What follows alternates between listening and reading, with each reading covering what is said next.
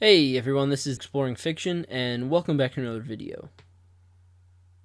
So guys, today I'm going to be ranking the Disney Star Wars live-action projects.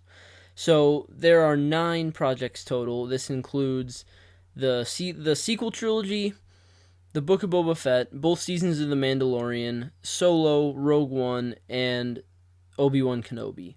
So guys, let's get right into it. And at last place in number 9, I have The Last Jedi. Now, this movie feels like a film made to spite Star Wars fans, and the more I think about it, the less I like it. The Last Jedi is a divisive movie, and it has been the subject of constant online bickering, so I'll give it my quick 2 cents, and then we'll move on. In my opinion, it's the ultimate subversion of everything Star Wars, and Rian Johnson seems to take pleasure in making sure fans get none of what they want. It has it all. Your mom jokes, lectures on animal cruelty, undermining character sacrifices, and worst of all, deconstructing the greatest hero in the galaxy. If you like Star Wars, this film hates you, and so it comes in last on this list. Coming in at number 8, The Rise of Skywalker. Well, its predecessor tried to do something completely different, and thus threw out a lot of the questions set up in The Force Awakens. The Rise of Skywalker tried to undo all those changes and be a sequel to both Episode 7 and 8. The problem, though, is that those 2 movies had completely different directions in which they wanted to go, leaving this movie to be doomed to be a mess. And what a mess it was. The only reason it isn't last on my list is that I knew going in it was going to be really bad. So I was just able to sit back and not think anything of it, and pretend I was watching a generic, fast-paced sci-fi, and not a real Star Wars entry. Palpatine returning and building Star Destroyers underground or under ice is just ridiculous. And though I like Ben turning to good in the end, it felt rushed and really unearned. Also, the whole Sith dagger pointing to the wreckage of the Death Star so perfectly, even though it was made thousands of years before the Death Star was even a concept, they really think we're that stupid. Regardless, this movie sucks, even if it is mindless entertainment. Coming in at number 7 is The Book of Boba Fett. I knew I shouldn't have gotten my hopes up for this series, but I love Tamira Morrison as Boba Fett, and thoroughly enjoyed Season 2 of The Mandalorian. But then I actually watched this series, and it was just plain strange.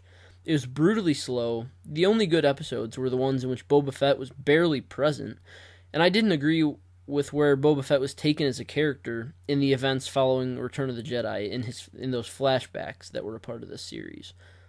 So like I said, the best episodes were the ones that followed The Mandalorian and not Boba Fett. And overall, this series was very disjointed and something I never care to watch again. Coming in at number 6 is Obi-Wan Kenobi. This show ruined one of my favorite childhood characters. Simple as that. Only reason it isn't lower is because it at least has some moments I would consider cool and rewatchable, and the aesthetic is familiar in a positive way. Obi-Wan is pathetic throughout the entirety of the show, and too many timeline inconsistencies were created, and some of the side characters are kind of dreadful. Looking at you, Reva. At least the narrative flows a little better than the Book of Boba Fett. Coming in at number 5 is Solo, A Star Wars Story. This movie is actually pretty tolerable for me. I can understand the criticisms levied at it, but I always have a good time when I'm watching this. Alden Ehrenreich is no Harrison Ford, but he does a decent job.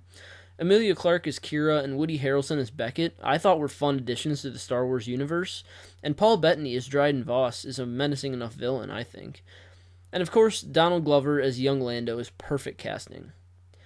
With this movie, I feel like a lot of Han's backstory that they kind of created didn't need to be told or shown at all, especially like him getting the name Solo from just some random Imperial guy who's waiting for people to load on the ship, and like the whole Kessel Run.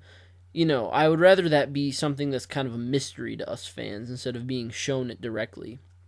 And the whole droid autonomy revolution thing felt way too forced, and you could see it was Disney shining through, not really Star Wars. But really, overall, I don't mind this movie, all things considered. Coming in at number 4, The Force Awakens. When I first saw this movie in theaters with my friends, we were all on cloud 9. It was one of the greatest things we'd ever witnessed, and we were completely blinded by pure hype. Looking back now, though, I can realize it's pretty much a rehash of A New Hope. This movie's also hurt by the quality and direction of its two sequels, leaving it less enjoyable upon rewatch when you realize where all this stuff is going. There are also plot points in this movie that should have given me an indication of what's to come, like the New Republic being destroyed without really being introduced at all, the creation of the First Order, which is just a discount empire, off-screen, and the separation of Han and Leia. Still, though, I think Finn was a standout character. Reuniting with Han and Chewie was fun, and the whole beginning sequences with Poe and Finn developing their friendship were great and pretty exciting and exhilarating. However, this movie is just hurt by its sequels too much, as well as it having a copy and paste plot, and so for that reason it falls in at number 4. At number 3 is The Mandalorian Season 2. Now this season mostly feels like that Leonardo DiCaprio meme of him pointing at the TV, what with all the cameos and appearances by beloved Star Wars characters, but there's still something to love here. The relationship between Mando and Grogu is felt much more in this season, and there's even more weight behind it than just the whole letting a child be harmed by the Empire thing, because now they actually feel like they have a connection to each other. Seeing Bo-Katan and Ahsoka in live action for the first time was rewarding enough, but the real treat here was the whole Luke Skywalker sequence. I don't care what anyone says, that hallway scene and seeing Luke again in general was perfect. I felt so many emotions at that whole scene, and I think that's really the extent of Luke Skywalker we should have seen as far as the TV shows. I don't know, it's just like too much of a good thing. You never know. It's hard to trust Disney to handle Luke correctly, especially after Last Jedi, but what we see in Mandalorian Season 2 is top-notch. The most underrated part of this season was the whole Mayfeld episode. Bill Burr's acting was the best in the series, in my opinion, and that whole episode was one of the most intense and captivating, maybe outside just the finale. So this series and season was great, even if it is diminished a bit on rewatch by how much it seems it goes out of its way to show us old characters. Still, I can't really detract too much from it for that. Taking the runner-up second place on my list is The Mandalorian Season 1. And what a breath of fresh air this was for Disney Star Wars. I rank this one above Season 2 because I like the smaller scale of it all, to be honest. You could really feel the state of the galaxy on the small scale after the events of Return of the Jedi in this season, and I really enjoyed how you could see the Empire in shambles while still attempting to run things. Some episodes definitely felt like filler, but the story as a whole was satisfying and unique in a Star Wars context. The finale was a standout episode for me. That final battle against Moff Gideon was great, and though it was a bit difficult to grow attached to the character of Din Djarin at first, since he rarely ever removed his helmet, the show was still able to portray his emotions well without showing his face. There's a lot to like here, and I can always have a good time with Mandalorian Season 1. Coming in at first place, though, on my list of Disney Star Wars live-action projects ranked, is Rogue One, A Star Wars Story. This is without a doubt Disney's best Star Wars project to date, and I unashamedly love this movie. I think that it seamlessly fits into the original trilogy narrative, except maybe like the U-Wings and Blue Squadron and all that, but really that's a small nitpick. The Vader hallway sequence shows us again why Vader is so feared in the Star Wars universe. It just gives us a little reminder. And Krennic is a fantastic villain played to perfection by Ben Mendelsohn. True, all the heroes die in this movie, and we know that going in since none are in the original trilogy, but that makes it all the better. And that leads me to my main point about this film.